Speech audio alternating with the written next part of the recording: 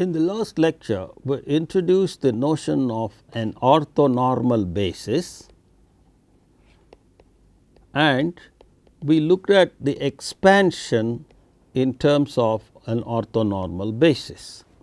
We found that if we start with R k and we have any orthonormal basis phi 1, phi 2, phi k, an orthonormal basis for R k, then we have the following result. 1, any vector x in R k has this expansion x comma phi j, where you recall this x comma phi j denotes the inner product, which is the same as phi j transpose x, and this is true for every x in R k, and this is called the Fourier expansion of x with respect to the orthonormal basis B. Then we found that the inner product x comma y is summation j equal to 1 to k x comma phi j y comma phi j for every x y in R k, and this was called the Plancherel's formula. Then we had for the length the identity that norm x squared, which is x comma x, which we put y equal to x above, we get j equal to 1 to k x phi j squared for every x in R k. Now, let us look at an example to illustrate all these facts. Let us take R 3 and let us take B to be the basis phi 1, phi 2, phi 3, where phi 1 is the vector 1 by square root of 2 into 1 1 0, phi 2 is the vector 1 by square root of 2 into 1 minus 1 0, and phi 3 is the vector 0 0 1. We have seen that this is an orthonormal basis for B. So, this is orthonormal basis for R 3. So, let us look at these Fourier expansions and Plancherel's formula and the Parseval's identity.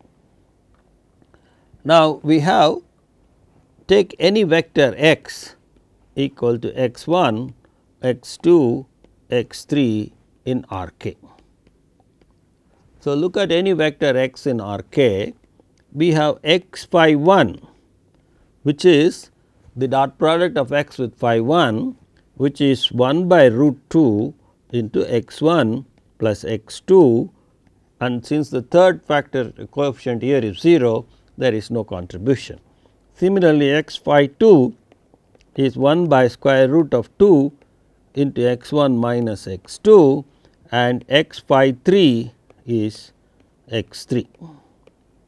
So, we have these three Fourier coefficients, hence x must be equal to x phi 1 plus x phi 2 plus x phi 3 phi 3. Let us check whether this is true. The right hand side is x phi 1, which is 1 by square root of 2 into x 1 plus x 2, which we obtained here, plus into phi 1. Phi 1 was 1 by square root of 2 into 1 1 0, plus x phi 2, which we have here. If we substitute that, we get 1 by root 2 into x 1 minus x 2 into phi 2 is 1 by root 2 into 1 minus 1 0, plus x 3, x phi 3 is x 3 times phi 3, which is 0 0 1. If we now simplify this, this is nothing but x 1 plus x 2 by 2 plus x 1 minus x 2 by 2. If you look at the first components all along, and then x 1 plus x 2 by 2 minus x 1 minus x 2 by 2 and x 3, which is exactly equal to x 1, x 2, x 3, which is x, the left hand side. So, this verifies the Fourier expansion for this vector. So, the Fourier expansion of x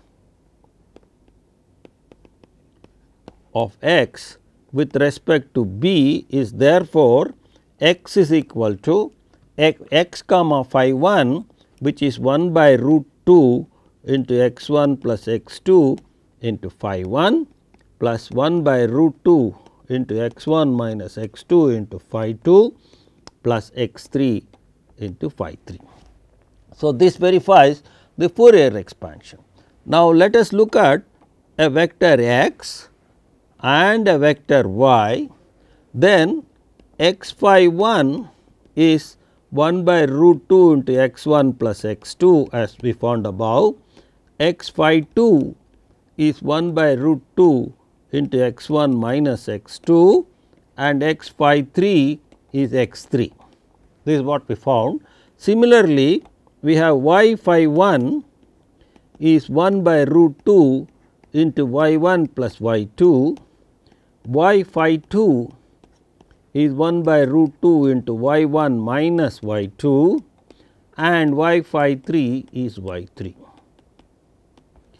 So, if we take the product of the corresponding Fourier coefficients, we get x phi 1 into y phi 1 plus x phi 2 into y phi 2 plus x phi 3 into y phi 3, which is equal to x phi 1 is 1 by root 2 into x 1 plus x 2 into y phi 1 is 1 by root 2 into y 1 minus y 2 plus x phi 2 is 1 by root 2 y 1 plus y 2, x 1 minus x 2 into 1 by root 2 into y 1 minus y 2 plus x 3 y 3.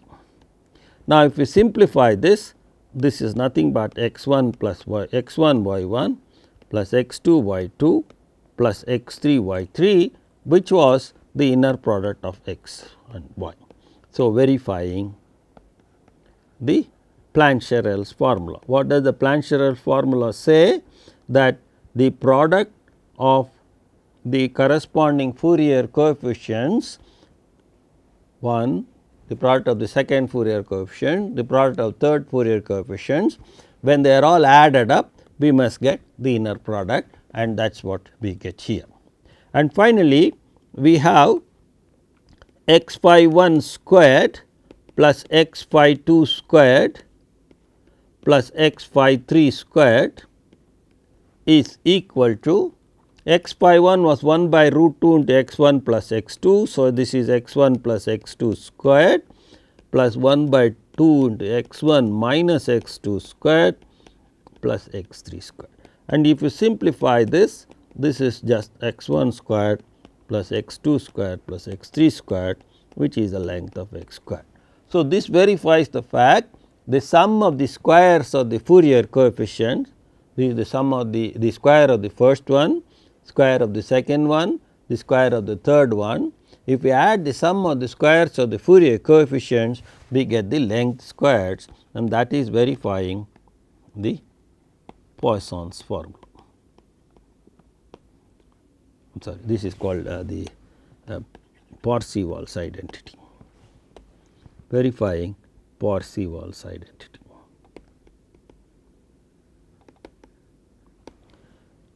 So, thus we have the expansion in terms of an orthonormal basis, giving rise to easy ways of computing the inner product, the norm in terms of the Fourier coefficients, as we would have done normally with the standard ordered orthonormal basis.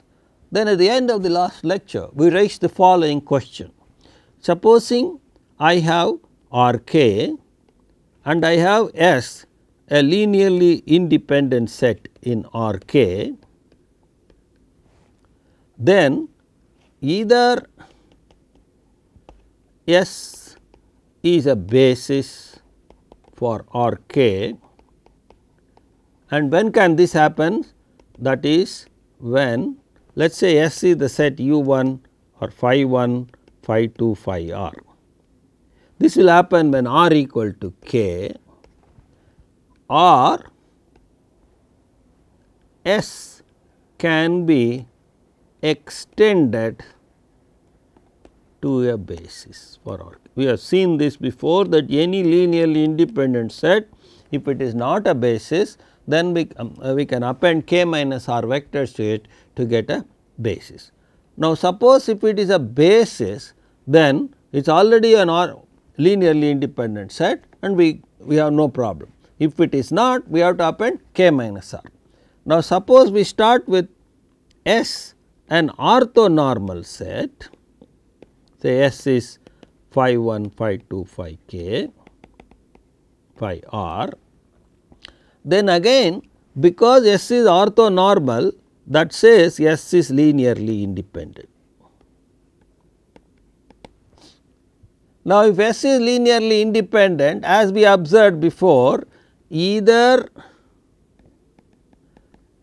S is a basis, that is if R equal to k, but if it is a basis and since it is already an orthonormal set, therefore, S is an orthonormal base. If it were not a basis, S can be extended to a basis. The question arises, the extended basis may not be orthonormal, and therefore, we ask, can we extend S to an orthonormal basis? So, can we extend S to an orthonormal basis for R k? Whenever I said basis, I always meant R k, for R k. Now, we shall investigate this question, and as I mentioned, the main technique involved in this is what is known as the Gram-Schmidt orthonormalization. Before we describe this procedure, let us say what does this Gram-Schmidt do? Okay. What is the goal of this process? The goal of this process is the following: we are given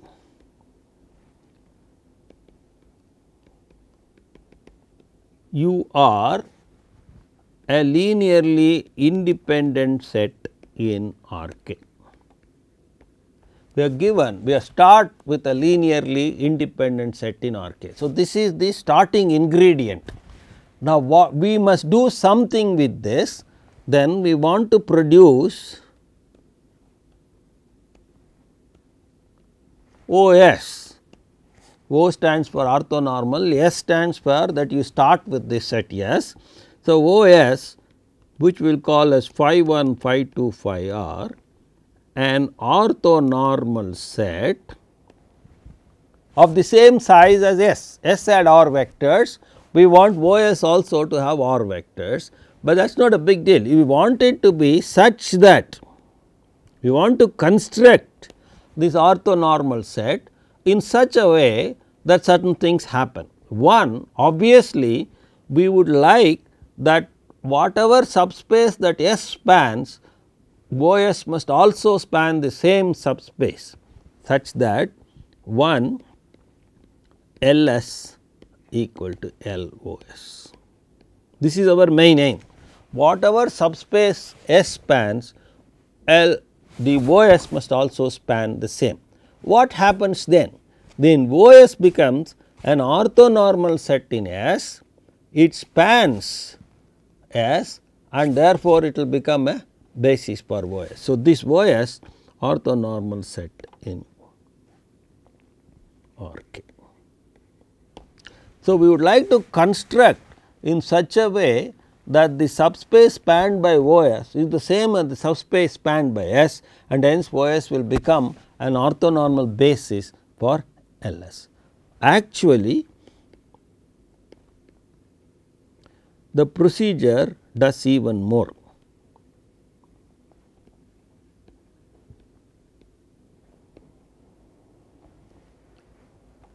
It does the following.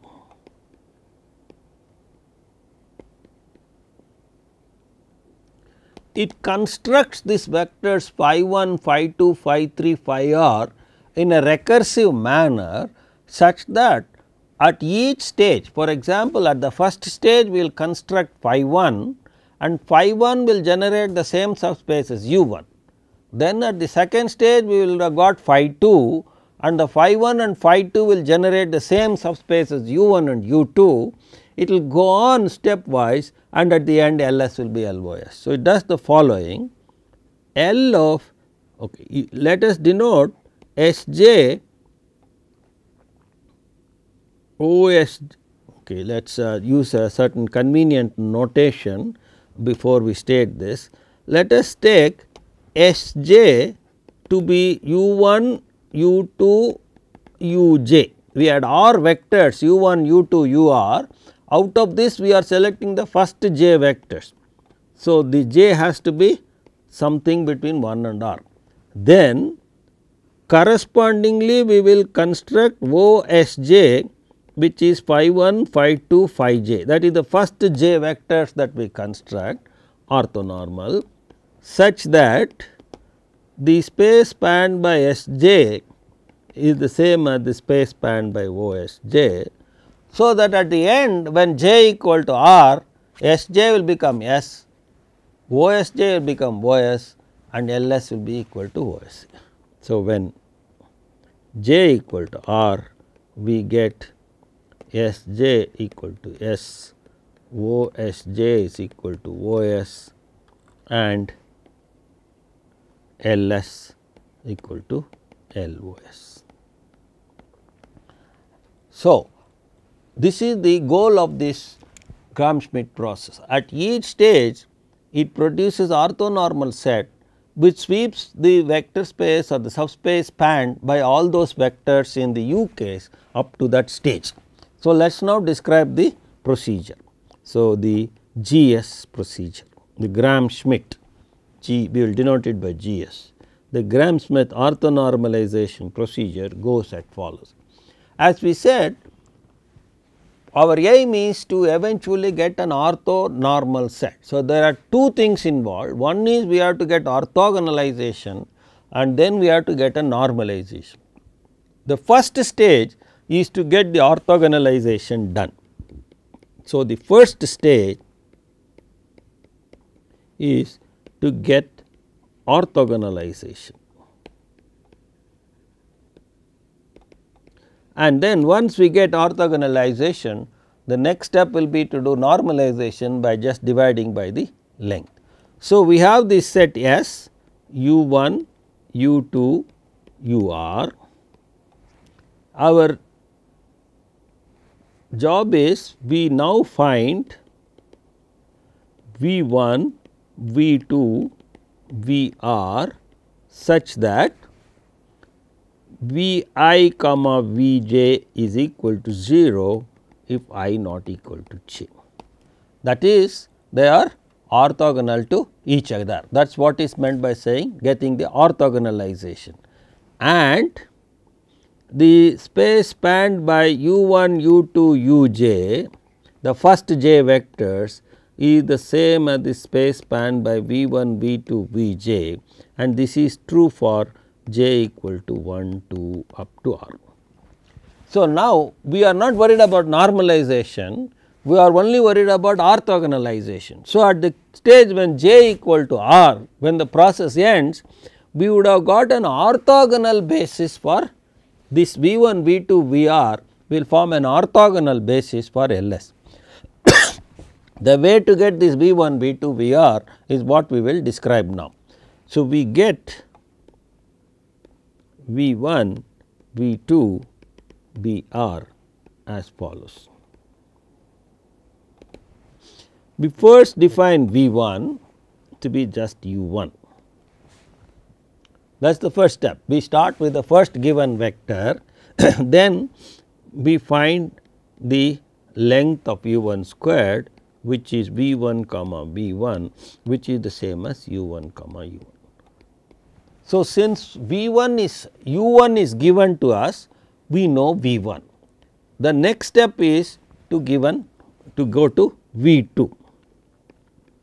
The V2, we now use the U2 information. If you look at it a bit geometrically, we have U1 here and U2 here. Now, the U2 may be thought of as having two pieces of information, one which is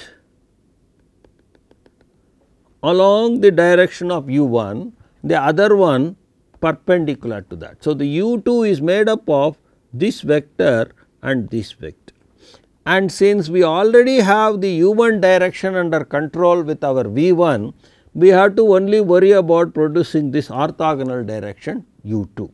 For that, from V1 we must subtract this projection, and that is obtained as follows.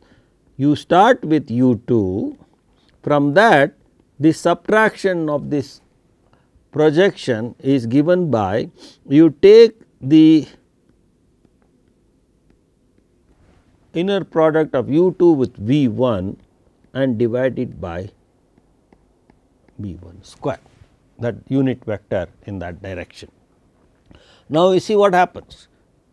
We can divide by V1, we must be very careful that the denominator is not 0. So, the denominator is not 0 requires that V1 is not the 0 vector. Now, V1, if V1 were the 0 vector, that would mean that the U1 is the 0 vector, but U1 cannot be 0 vector because we are assuming U1, U2, UR are linearly independent. So, this is perfectly well defined, and you note now if we take the inner product of V2 and V1, it is 0, because then that shows therefore that V2 and V1 are orthogonal to each other. Now, having obtained V2, we find the length of V2 squared. So, now we have got V1 and V2 are orthogonal,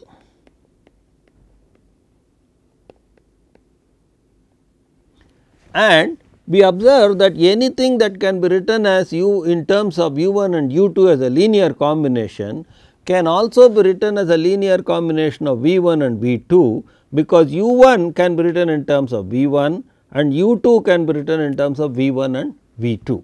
So, we have V1 V2 can be written as a linear combination of U1 U2, and U1 U2 can be written as a linear combination of V1 V2. Therefore, LU1 U2, the space spanned by U1 U2 is the same as space spanned by V1 V2. Now, therefore, once we know V1, we have the definition for V2. Now, we define recursively. Suppose we have defined V1, V2, Vj minus 1, then we define Vj as follows. Vj, for V1 you started with U1, for V2 you started with U2, for Vj you start with Uj, and then you have to subtract all the information along the projections of the previous directions. So, that is obtained by taking I equal to 1 to j minus 1, all the previous stages, take the vector Uj, look at its projection along Vi, the previous direction, and subtract it, then look at the unit vector in that direction. This is how Vj is defined for once we know all the previous ones. Again, you know that this will not be 0 and you get the orthogonal vectors. So, the general procedure therefore is V1 is defined as U1 for j greater than or equal to 2, it is defined as I equal to 1 to j minus 1, uj vi vi by length bi squared for j greater than or equal to 2. So, once we know V 1, we know V 2, and once we know V 1 V 2, we know V 1 V 2 V 3, and once we know V 1 V 2 V 3, we know V 4, and we go on recursively like that, and at the rth stage we get then V I V j is equal to 0 for I not equal to j, and the subspace spanned by u 1 u 2 u j is equal to the subspace spanned by b 1 b 2 v j, and this is true for any j between L and R, and in particular if j equal to k, j equal to R, we get the subspace spanned by the set u 1 u 2 u R, that is the original set given to us, is the same as the subspace spanned by v 1 v 2 v R. So, therefore, first we have done the orthogonalization process. We were given linearly independent vectors u 1 u 2 u R. Recursively step by step we have produced a sequence v 1 v 2 v R of vectors which are orthogonal to each other, and in such a way they sweep the same space at each stage as swept by these corresponding u's. Then the second step in the process is the normalization. We want all these vectors to be length, we let phi j to be v j divided by the length of v j. Then phi j's become then O s equal to phi 1, phi 2, phi r is the orthonormal set we are looking for. What are we looking for? We want them to be orthonormal set such that is L of u 1 u 2 u j is equal to L of phi 1 phi 2 phi j for 1 less than or equal to j less than or equal to r, and in particular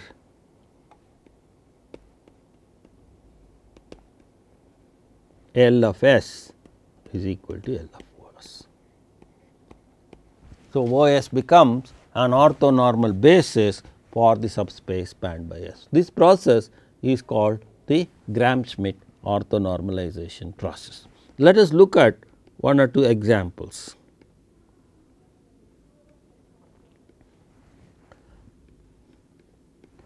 Let us take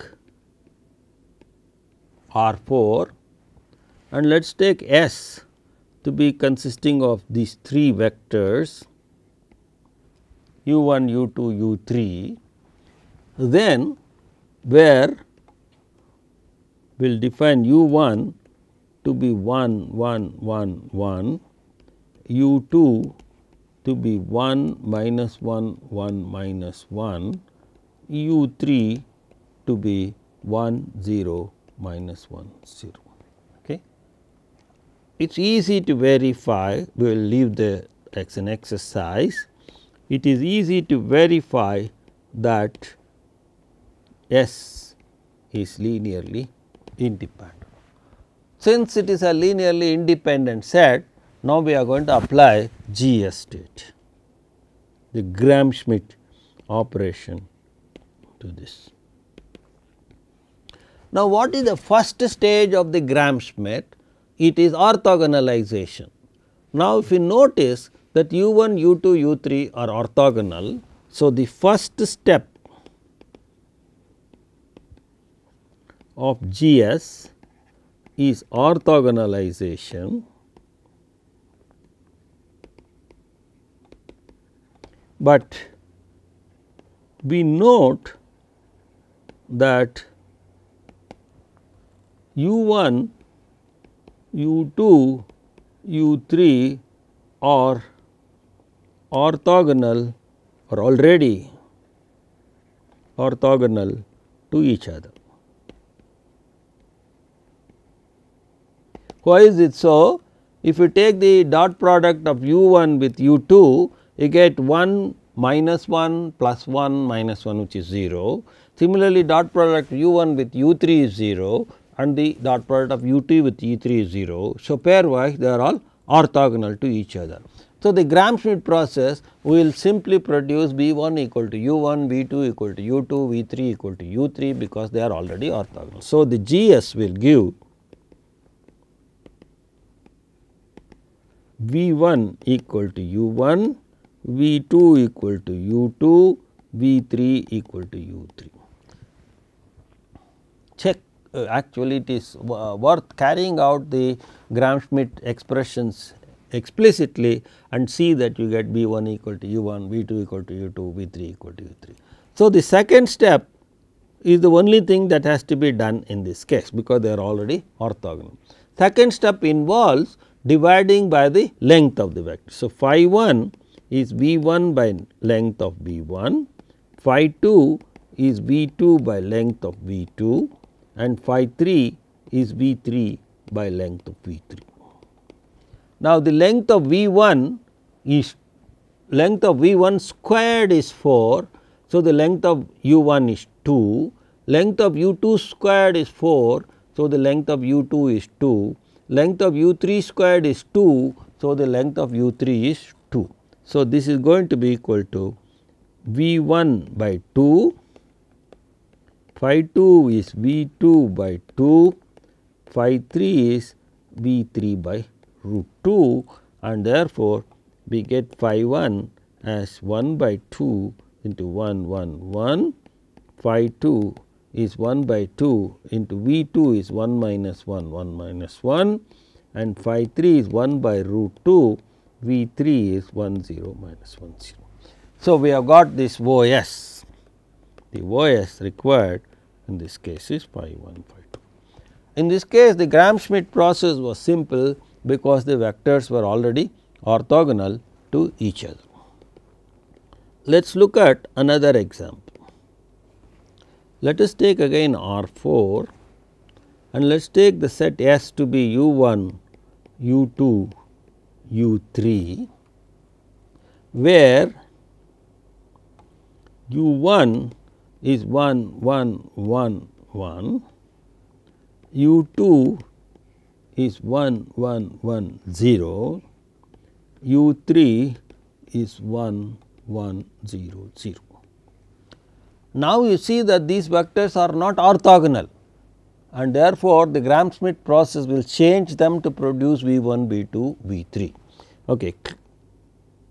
Check that S is linearly independent. This is easy to check that S is linearly independent. You take alpha 1 u1 plus alpha 2 u2 plus alpha 3 u3 equal to 0 vector and show all the coefficients must be 0. So, we will assume that this checking has been done. Since it is a linearly independent set, we can apply the Gram-Schmidt process. So, what is the step 1? In the step 1 is the orthogonalization process. We are going to look at V1, V2, V3. We first are going to define V1 as U1, which is 1 1 1 1. In the calculation we are going to use the norm. So, we will take the length of V1 squared is 4. In the second we will have to calculate V2. To calculate the V2 we start with U2 and from that we subtract the V1 information. The V1 information in U2 is given by U2 comma V1 into V1 by norm V1 square. Let us substitute U2 was 1 minus 1 1 minus 1. You can recall that U2 was 1 1 1 0. Let us substitute the correct values. U2 was 1 1 0 minus U2 comma V1. This vector U2 must be inner product with the V1. We get 1 into 1 plus 1 into 1 plus 1 into 1 plus 0 into 1. So, that is 3. That divided by norm V2 squared, which is 4 into V1, which is 1 1 1. If you now simplify that, that is just 1 by 4, 1 by 4, 1 by 4 minus 3 by 4, or we can write it as 1 by 4 into 1, 1, 1 minus 3. So, that is my V 2, and since I would need the length calculations, I will write length of V 2 squared is 1 by 16, the component squared, it will be 12 by 16, which is 3 by 4. The 1 square plus 1 square plus 1 square plus 3 squared, that will give me a 12. There is a denominator square which is 4 squared, 16. So, I will get 12 by 16, which is 3 by 4. The next one is to calculate V 3. How do we calculate V 3? From U 3, we must subtract V 1 information and also V 2 information, that is the projections basically. Now, let us say what is U 3 was 1 1 0 0, and the dot product of U 3 with V 1 is 1 into 1 plus 1 into 1, the remaining components of V 3 are 0. So, that is just 2 divided by the length of V 1 squared, which was 4, into V 1 minus U 3 V 2, V 2 is this vector and U 3 is 1 1. So, it will be 1 plus 1 2 by 4, because each component is there 1 by 4. So, it will be 2 by 4 divided by norm V 2 squared, which is 3 by 4 we have here, into V 2, which is 1 by 4 into 1 1 1 minus 3. So, which boils down to 1 1 0 0 minus half half half and a half minus, there is a messy this thing, this becomes 1 by 6 into 1 1 minus 3. When we simplify this, we eventually can write this as 1 minus half minus 1 6, 1 minus half minus 1 6, and then minus half minus 1 6, and then minus half plus 2, minus half plus half, and that simplifies to 1 by 3 into 1 1 minus 2 0. So, that is what V 3 is. So, having got V 3, we will calculate norm V 3 squared, which is 1 plus 1 2 6 by 9 norm V 3 squared. So, now the process stops here, orthogonalization process, because we started with 3 vectors u 1, u 2 and u 3. So, we have to produce V 1, V 2 and V 3. So, we have produced V 1, we have produced V 2 and we have produced V 3. So, that the orthogonalization process, and the second step is the normalization process. In the normalization process, all we have to do is divide V 1 by its length, V 2 by its length, V 3 by its length. So, we define phi 1 as V 1 by norm V 1, phi 2 as V 2 by norm V 2 and phi 3 by V 3 by norm V 3. When we do that, we get phi 1 to be 1 by 2 into 1 1 1. We have all this information above. We have calculated V 1, we have calculated norm V 1, we have calculated V 2, norm V 2, V 3 and norm V 3. If we substitute all that, we get phi 2 to be 1 1 1 minus 3 and phi 3 to be 1 by root 6 into 1 1 minus 2 0.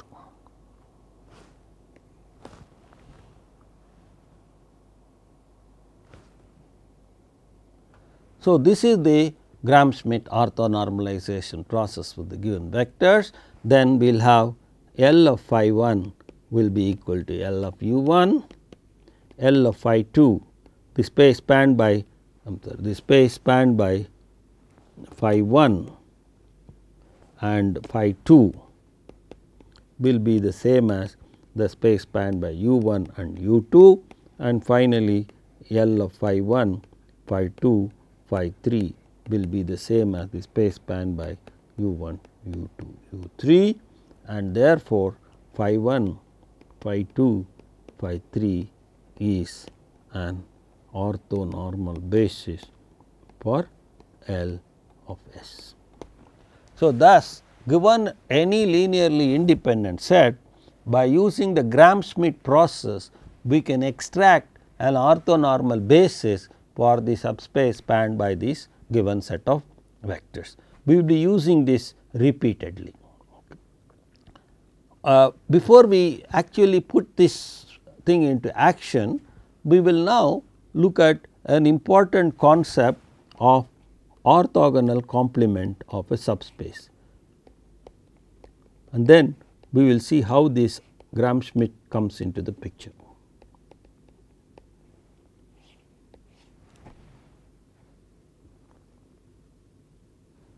Before that, let us make one small comment. What does this mean to us? This means to us that whenever you produce a linearly independent set, whenever you have a linearly independent set, you can always convert that into an orthonormal set producing the same space. So, what is the consequence of this? Let us immediately look at a consequence of this. Now, suppose I have R k and I have a linearly, I have a say even it is an orthonormal set, we not need, let us say we have an orthonormal set. Now, either S is a or basis. When does that happen? If S is phi 1, phi 2, phi r, this will happen when r equal to k. So, suppose I have an orthonormal set, if r equal to k, then automatically it is a basis because there are k vectors and they are linearly independent, because every orthonormal set is linearly independent, and therefore, since it is a basis and it is already orthonormal, it is an orthonormal basis for R k. So, given an orthonormal set, either it is a basis or it can be extended to a basis. Why is it that we can extend it to a basis? Because it is a linearly independent set. Any orthonormal set is a linearly independent set, and any linearly independent set can be extended to a basis. So, it can be extended to a basis. Let us call this as phi 1, phi 2, phi r. How can we extend it to a basis for R k? We can extend it to a basis for R k by appending enough number of vectors. How do we append? We already have R vectors, the dimension is k. So, we have to append k minus r vectors. Let us call them as psi 1, psi 2, psi k minus r, where psi 1, psi 2, psi k minus r belong to R k minus L s and linearly independent. So, we have extended the given orthonormal set to a basis for R k, but this basis may not be an orthonormal basis. What do we do next? We apply G s to B, the Gram-Schmidt.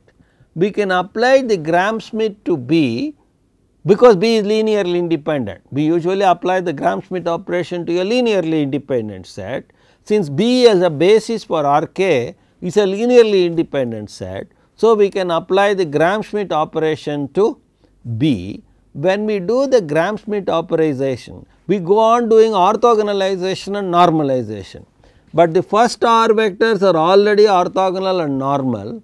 So, the Gram-Schmidt operation will do nothing to them, and it is the later stages it will come into action to orthogonalize and normalize the psi vectors. So, it will orthonormalize and will give us a OB which will retain this phi 1, phi 2, phi r because they are already orthonormal and now give us phi r plus 1 phi k such that LOB is the same as LB.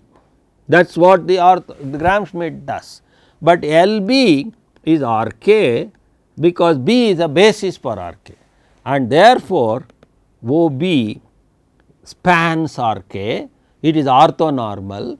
Any orthonormal set which spans is an orthonormal basis.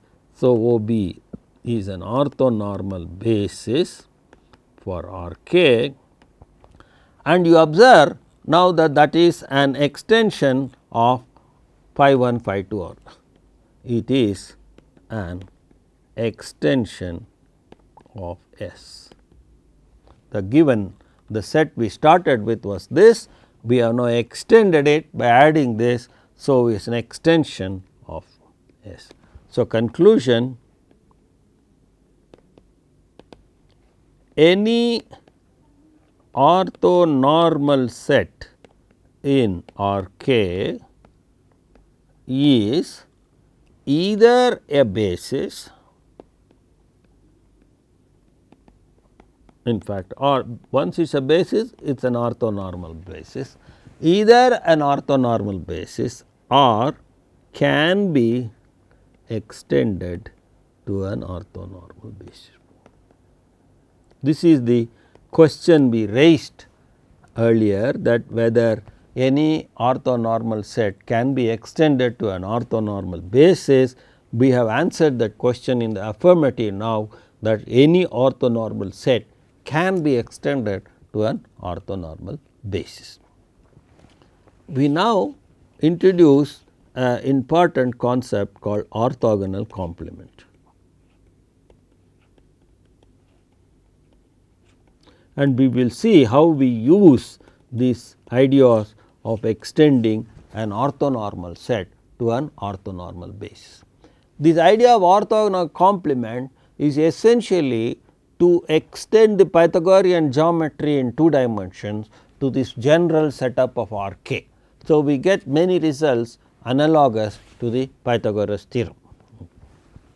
The Pythagoras theorem involves orthogonality and therefore, once we have this orthogonality concept, we can try to look at these Pythagorean properties.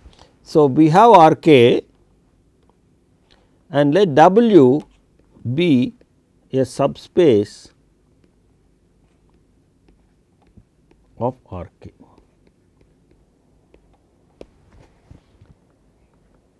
So, we have this big space RK and in that big space we have taken a subspace W.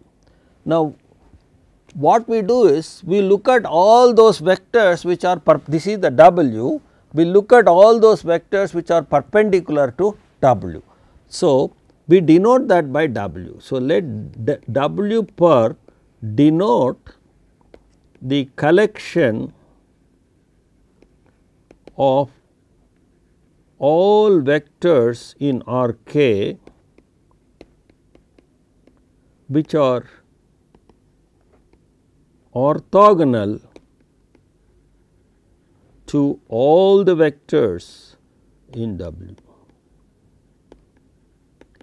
So, let us write this in a mathematical notation.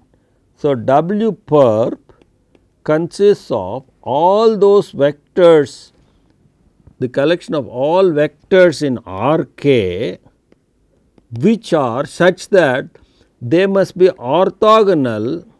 So, x w must be equal to 0 for what? For all those w's which belong to W. So, it is the collection of all vectors which are orthogonal to those w which belong to W. So, this is called orthogonal complement of W.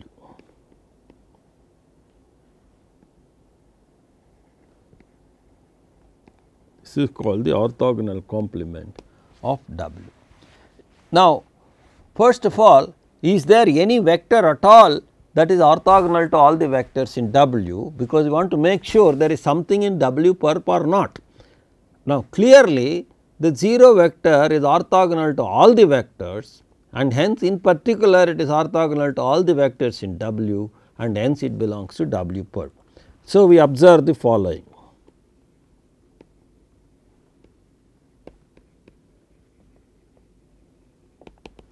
One, of course, W perp consists of vectors in R k. So, it is a subset of R k. Whenever you have a subset of R k, we wonder whether it is a subspace, and that is what we are going to investigate. So, is W perp a subspace of R k? Now, you may recall that in order to check whether something is a subspace, we must make sure it is non-empty, we must make sure it is closed under addition, we must make sure it is closed under scalar multiplication. So, first thing is theta k is orthogonal to all vectors in W in R k. Therefore, theta k is orthogonal to all vectors in W, because W is a part of R k. Therefore, theta k belongs to W perp, and therefore, W perp is non-empty. So, there is something in W perp, at least the 0 vector belongs to W perp. So, you have a non-empty set. Next, we have to check whether it is closed under addition. So, suppose x and y belong to W perp. What does that mean? X belongs to W perp means x is orthogonal to all the vectors in W, and y belongs to W perp means y is orthogonal to all the vectors in W. Therefore, x comma W is 0, the inner product of x with W is 0, and the inner product of y with W is equal to 0. Now, therefore, if I add two zeros, I get 0. So, x W plus y W is equal to 0, but the inner product is distributive. So, this is the same as x plus y W, because x plus y W is x comma W plus y comma W, and that is 0. This means x plus y is orthogonal to W, and therefore, x plus y belongs to W perp. Thus, W perp is closed under addition. It is closed under addition. Right. We have to look at closure under scalar multiplication. X belongs to W perp, alpha is any scalar. Now, x belongs to W perp means x W equal to 0 for every W in W, and we are given alpha is R. Now, if I multiply 0 by alpha, I am going to get 0. So, alpha x W is equal to 0 for every W, but the inner product, the scalar constants or the numbers can be pulled and out of the inner product. So, it can be written as alpha x W is the same as alpha x W, and alpha x W is 0 from previous term. So, that says alpha x is orthogonal to for every W in W, and therefore, alpha x belongs to W perp. Therefore, W perp is closed under scalar multiplication. So, W perp from 1, 2, 3, what do we get? First one was non-empty, second one was closed under addition, third one was closed under scalar multiplication. So, W perp is a non-empty subset of R k, which is closed under addition and scalar multiplication.